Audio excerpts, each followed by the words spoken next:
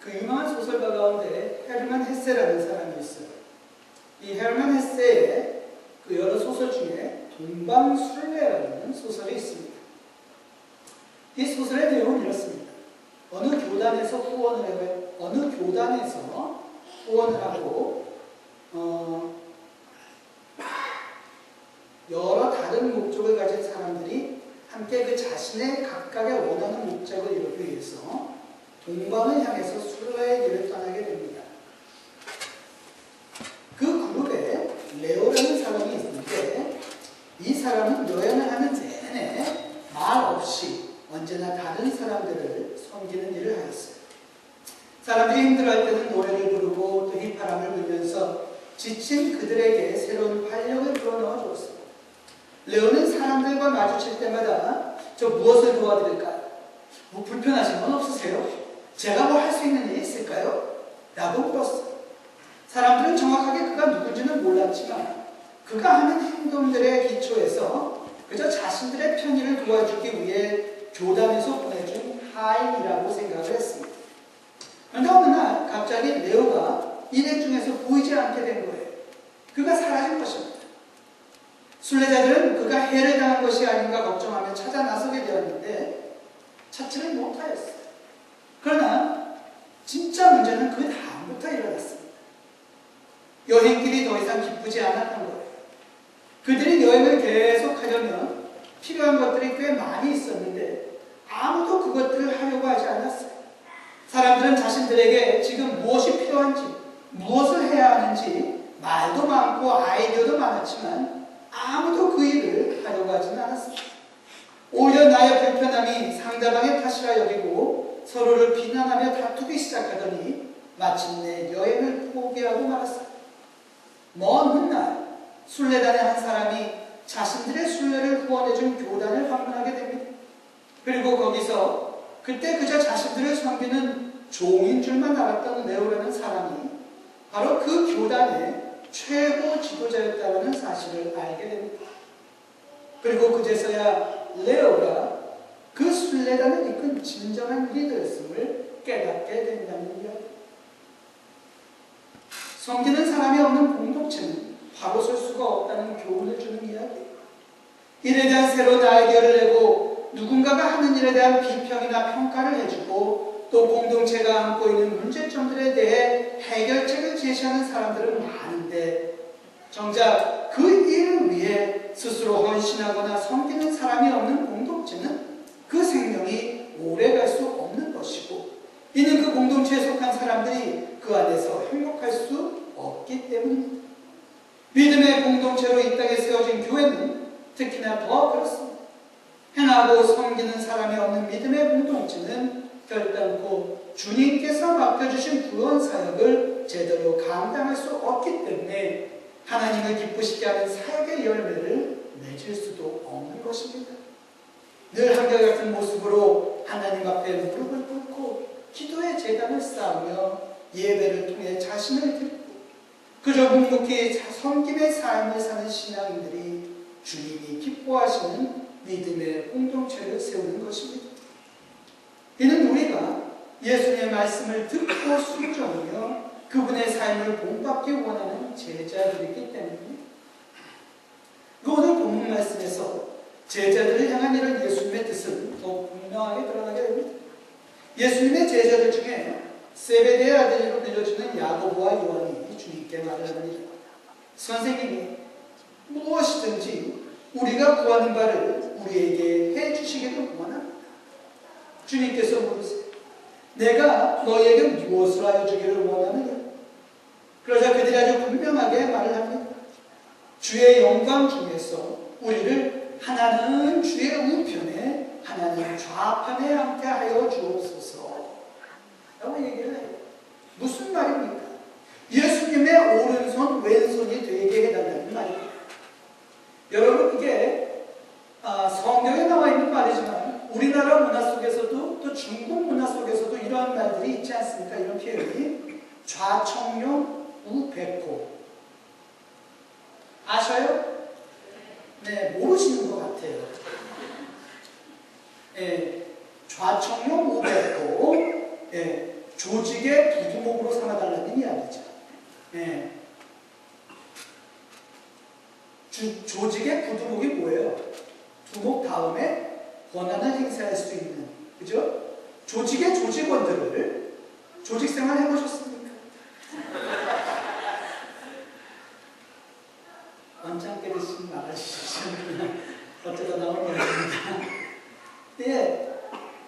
조직의 부두목은 그 조직에 속한 모든 조직원들을 두목의 다음 위치로 통솔할 수 있는, 말 한마디는 조직원들이 왔다 갔다 할 수 있는 그런 위치예요. 예. 그런데 이 야고보와 요한 이 두 형제가 예수님에게 그런 자리를 원하고 있어요. 근데 이 야고보와 요한 이 두 사람이 어떤 제자입니까? 베드로와 함께 예수님의 사랑을 많이 받았던 사람들이에요. 믿음으로 따지면 처음 예수님께서 그들을 부르셨을 때부터, 그리고 3년의 공생의 시간 동안 그 예수님과 함께 했던 그 시간들을 이렇게 딱 보면 항상 충성된 제자의 반열에 끼었던 사람들이에요.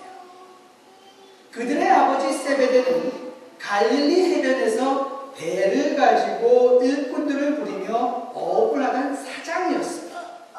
농사를 짓던 사람들과는 달리 어업에 종사하던 사람들은 나름대로 부유한 생활을 하였는데, 배를 소유하고 사람들을 부릴 정도면 아주 꽤 부자였던 거예요. 아버지의 이런 사업은 그 아들들에게 주어질 것이고, 당연히 야고보와 요한은 그 부를 이렇게 그냥 아버지로부터 받아서 누릴 수 있는 사람들이었어요. 그런데 예수님께서 부르셨을 때 이 모든 걸 뒤로하고 따라 나섰던 사람들이 야고보와 요한이란 말입니다. 물질의 풍족한 삶을 버리고 예수님을 따라 나선 것이죠. 그리고 예수님의 사역에 있어 중요한 자리에는 이들 두 형제가 항상 있었어요. 예수님께서 변화산에 올라가셨을 때에도, 회당장 야이로의 딸을 살리셨을 때에도 이들은 예수님과 함께 계셨어요. 예수님께서 아주 많이 사랑하시던 그런 제자들이었다 말입니다. 아마도 이 두 사람은 세상에서 부유하게 살 수 있는 길을 다 버리고 예수님을 따라 나섰고, 예수님께서도 자기들을 그만큼 인정해 주시고 사랑해 주시니까 이 정도는 주시지 않겠느냐고 생각했을지도 몰라요. 그래서 오늘 이 요구를 했던 것인지도 몰라요. 예? 내가 그만큼 했으니까 이 정도 받을 자격은 됐다라고 믿었기 때문에 예수님께 감히 좌청경 500호 예수님 오른쪽 왼쪽에 앉게 해달라고 요구를 했던 것일 거예요.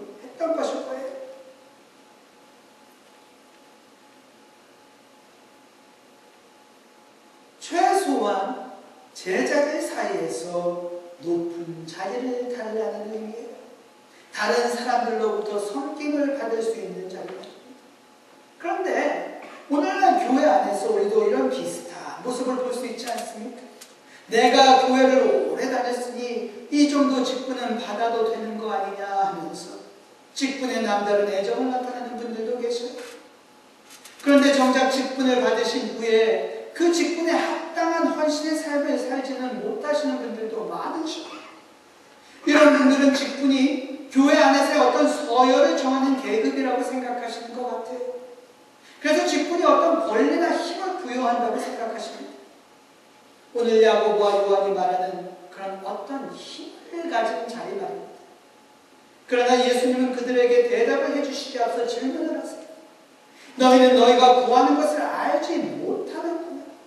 내가 마시는 잔을 마실 수 있으며 내가 받는 세례를 너희가 받을 수 있느냐 하고 물으셔. 그 질문의 뜻이 무엇인지 깨닫지 못했던 이 두 사람이 거침없이 대답합니다. 그러면 예수님 할 수 있어요. 할 수 있으니까 주세요. 라고 대답을 해요.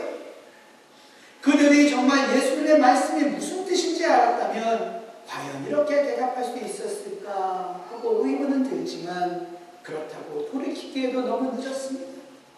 예수님께서 말씀하세요. 그래, 너희는 내가 마시는 잔을 마실 것이다. 무슨 얘기입니까? 너희도 나처럼 죽게 될 것이다. 네? 그리고 성령의 세례도 받게 될 것이다. 그러나 내 오른편과 왼편에 앉는 것은 내가 줄 수 있는 게 아니다. 이렇게 말씀하시고, 성령의 세례도 받고 예수님이 그리하셨던 것처럼 하나님의 뜻을 이루기 위해 죽임도 당하게 될 테인데, 그들이 원하는 것처럼 권력은 쥐지 못한다는 것이에요. 그렇습니다. 우리가 예수님의 제자로 살기 위해 세상에 좋은 거 다 버리고 나왔다고 해서 다른 사람들에게 섬김을 받을 수 있는 높은 자리에 앉을 수 있는 것은 아닙니다. 세상에서 우리가 보고 경험하는 그런 높고 낮음의 자리, 누군가를 내가 원하는 대로 부릴 수 있는 자리의 개념이 예수님의 가르침에는 없기 때문입니다. 우리 안에 직분자들이 있어요. 장로님, 권사님, 집사님들, 직분자들도 계시고 오늘 하나님 앞에 헌신을 서약한 임원들도 있어요. 그런데 우리가 받은 직분이, 우리가 서약한 이 임원의 자리가 세상에서 우리가 보는 것과는 분명히 다르다는 것을 깨달아 알아야 합니다. 우리 공동체 안에 직분자 혹은 임원은 직분을 받지 않은 성도들보다 높다거나 그들을 위해서 특별한 권세를 가졌다는, 아마도 동지에서 떨어지는 예수님은 말씀하시죠. 독수리라고 하는 사람은 정말 높은 가치나 절벽 위에 둥지를 두고 있기 때문에 하고 그 용산이 불가를 제대해. 그러나 너희는 그렇게 해서는 안 돼. 너희 중에 누구든지 크게 되기를 원하는 사람은 남을 섬기는 사람이 되어야 하고, 주인이 되고자 하는 사람은 모든 사람의 종이 되어야 합니다. 나 역시 섬김을 받으러 온 것이 아니고 섬기러 온 것이다. 그리고 많은 사람의 죄를 대속하기 위해 나의 목숨을 내주려고 온 것이다. 교회 안에 어떤 직분도 우리를 다른 사람들 위해 올려주거나 교회를 내가 원하는 대로 마음대로 움직일 수 있는 권력을 주지 않습니다. 오히려 직분이 높으면 높을수록 더 낮아져서 섬기는 자의 역할을 감당해야 하는 것입니다. 높을수록 낮아지라는 이 말씀의 의미를 바로 새기지 못하면 믿음의 공동체는 깨어지게 되는 것입니다.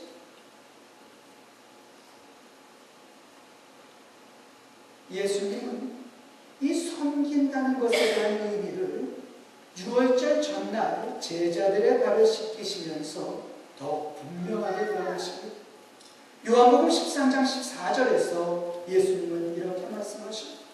내가 너희의 발을 씻겼으니 너희도 서로 발을 씻어주는 것이 옳으니. 당시 이스라엘 사람들은 슬리퍼를 신고 다녔습니다. 샌들을 신고 다녔어요. 따라서 외출을 했다 집으로 돌아오면 발이 많이 더러워지게 됩니다. 그래서 이 더러워진 발을 먼저 씻는 것이 그들의 습관이자 문화였어요. 그런데 이 발을 씻는 것은 당시 어느 정도 좀 살만한 사람들에 있어서는 종이 해야 하는 일이에요. 따라서 오늘 제자들의 선생님이신 예수께서 제자들의 발을 씻기셨다 하는 것은 선생님 스스로가 종의 역할을 감당하셨다는 뜻이에요. 그리고 말씀하시고 내가 너희들의 발을 씻기며 섬기는 것처럼 너희도 서로를 이렇게 섬기는 사람이 되어야 한다. 가장 더러운 일, 가장 미천한 일을 선생님이 하셨다. 그룹에서 가장 높으신 분이 가장 낮은 자의 일을 감당하셨으니 그 그룹 안에서는 아무도 섬김을 받기를 원하는 사람이 없어야 한다는 것입니다. 우리가 예수님을 따르는 제자라면서 마땅히 예수님께서 하신 것처럼 우리의 형제 자매를 사랑으로 섬기는 일을 감당하지 못한다면 어떻게 제자라고 할 수 제자들의 공동체인 교회 안에서 높고 낮음의 자리는 없는 것입니다.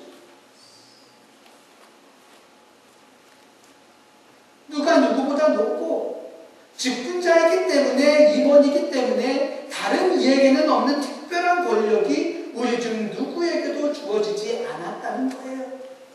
그러나 보다 더 많이 섬길 수 있는 하나님의 은혜가 주어졌다는 거예요. 섬기는 자가 곧 진정한 지도자요, 우리가 서로를 진심으로 섬길 때에 그것이 사람의 마음을 움직이고 세상을 변화시키는 힘이 되는 것입니다.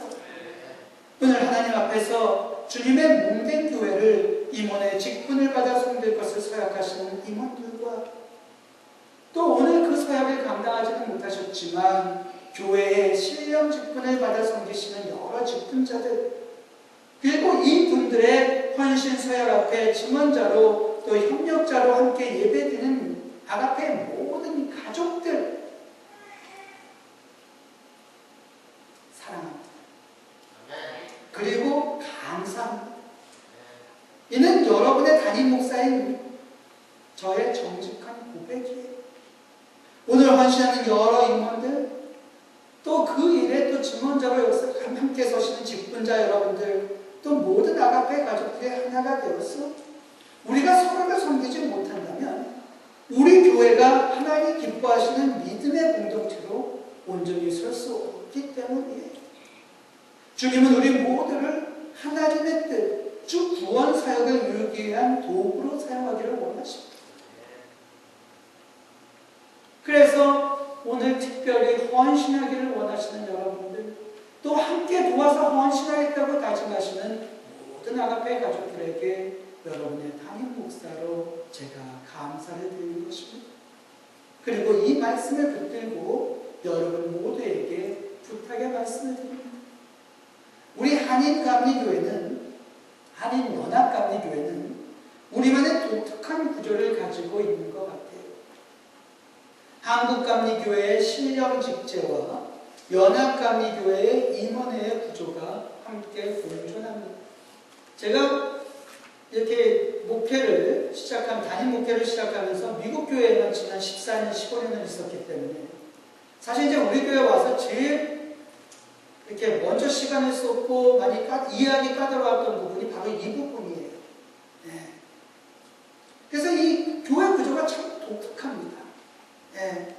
그래서 한국 교회에도, 한국 감리교회에도 임원회가 있지만 미국에 있는 또 한인연합감리교회는 그 임원회를 구성할 때에 한국 감리교회 법을 따르지 않고 또 미 연합감리교회 장정을 따라요.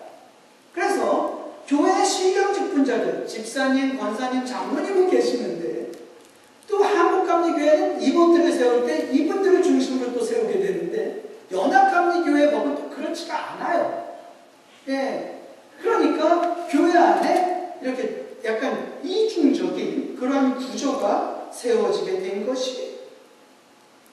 그런데 우리가 한인교회가 한인 커뮤니티라고 해서, 한인 공동체라고 해서 이왕 그러면 한국감리교회의 신령직제를 따랐으니까 그럼 한국감리교식으로 다 해버리자. 이러면 우리가 더 이상 연합감리교회가 아니에요. 네.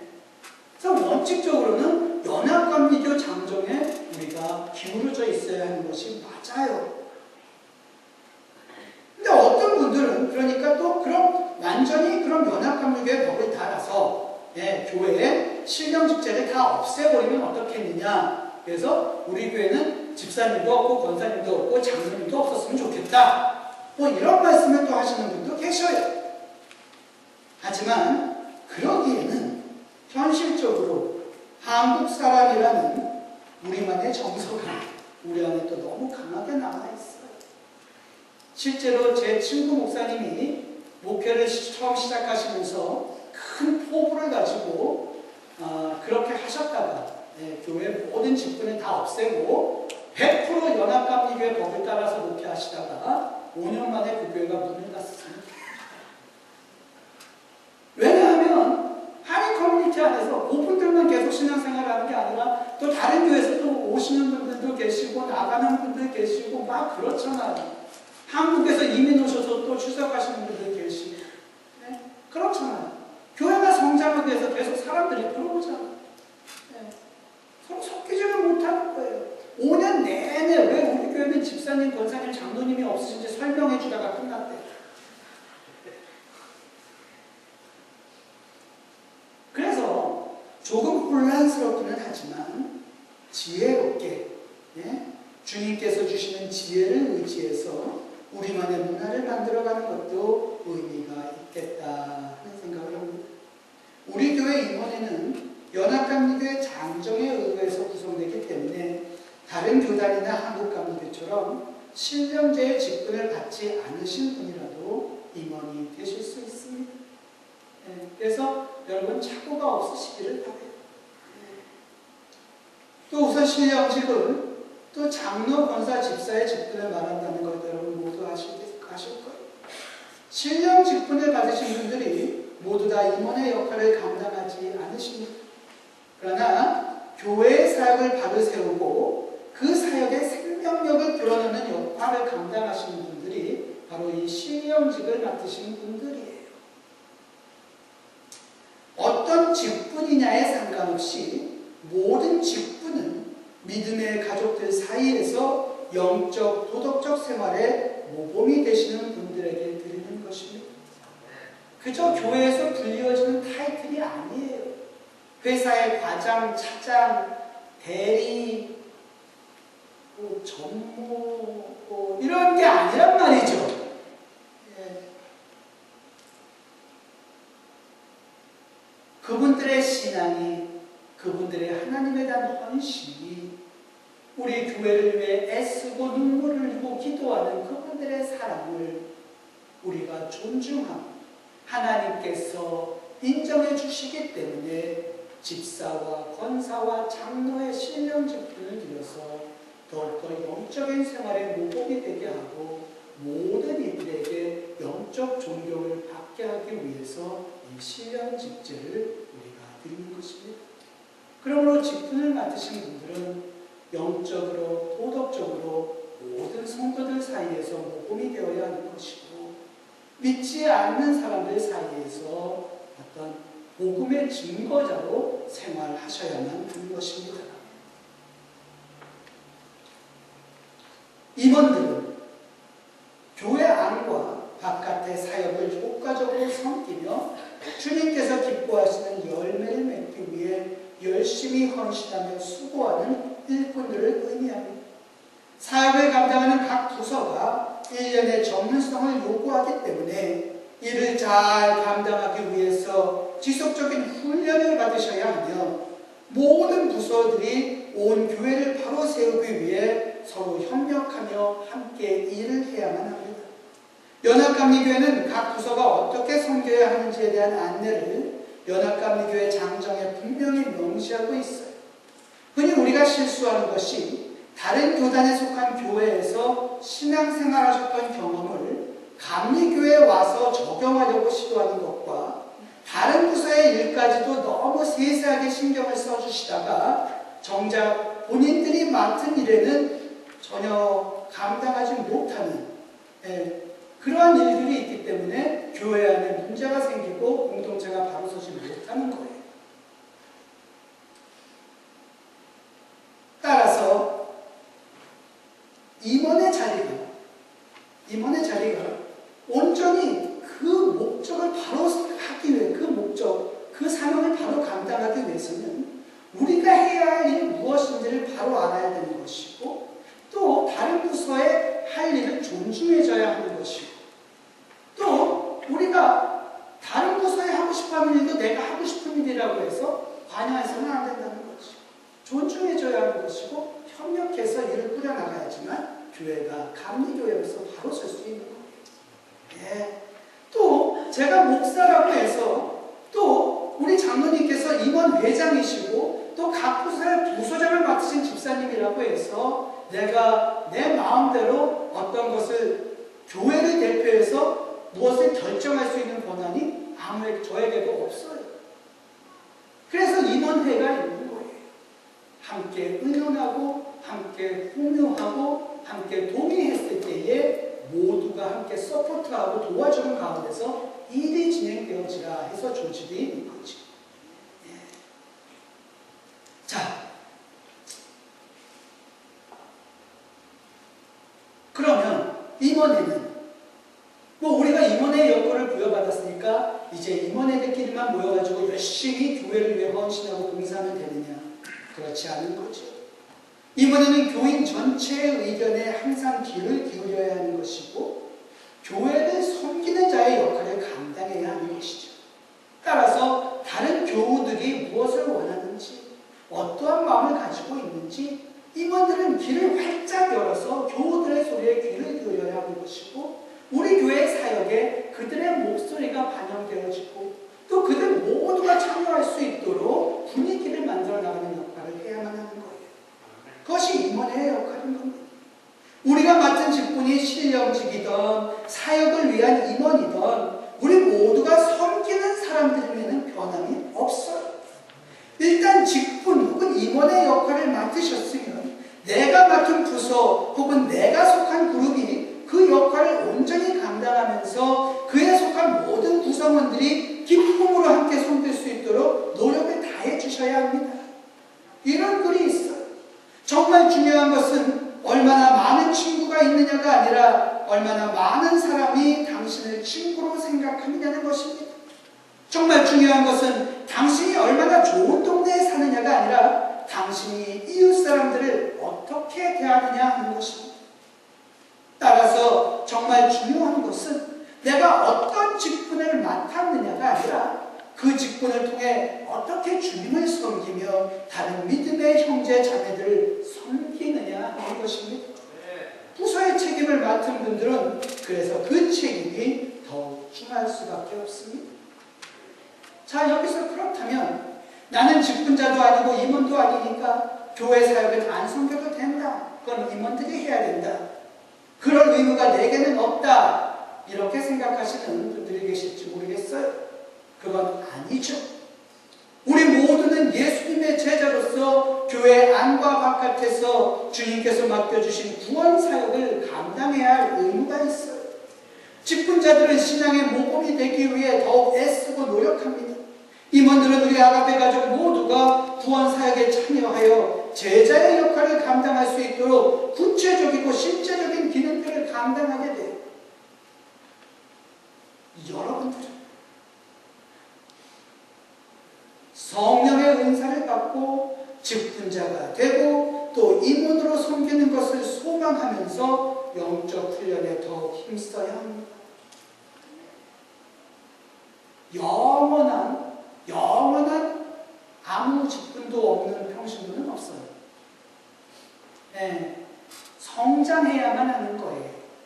예, 아무런 직분이 없다가 내년에 직분을 받게 되는 것이고요. 올해는 임원의 역할을 감당하지 않지만 내년엔 또 임원의 역할을 감당해야 하는 거예요. 그것이 여러분들의 미래예요. 네? 그리고 그러한 준비를 하셔야 해요.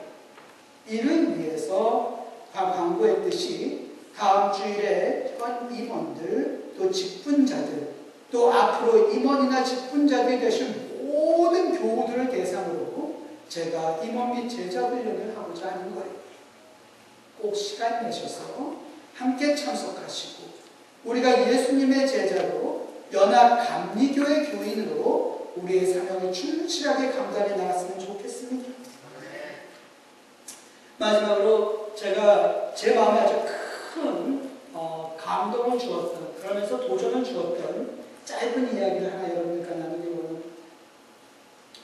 한국 교단에 아주 훌륭한 존경을 받으시는 목사님 중에 한 분이 한경직 목사님이라는 분이셔요. 영락장로교회의 담임 목사님이셨던 분이신데 은퇴를 하시고 남한산성에 거하시던 한경직 목사님에게 여러 후배 목사님들이 새해 인사를 드리기 위해 찾아갔습니다. 그리고 목사님에게 세배를 드린 후에 후배 목사님들이 물었어요. 존경하는 한 목사님, 저희 후배들을 위해 한 말씀 해주시지요. 이렇게 말씀을 드렸어요. 그랬더니 한 목사님께서 지극히 눈을 감고 잠시 기도하시더니 그 모든 목사님들을 둘러보시면서 이렇게 말씀을 하셨습니다. 목사님들, 예수님 잘 믿으세요. 끝이. 여러분,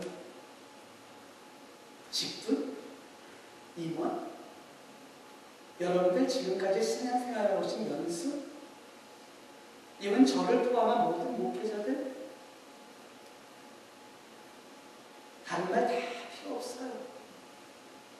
예수님의 제자 되기에 앞에 나오셨으면 예수님 잘 믿으세요. 그것이 우리가 늘 가슴에 묻고 행함으로 살아가야 하는 유일한 메시지입니다. 함께 기도하겠습니다. 사랑해 주님 감사합니다. 오늘 우리 교회에 귀한 임원들을 세워주시고 두려운 교우가 하나 되어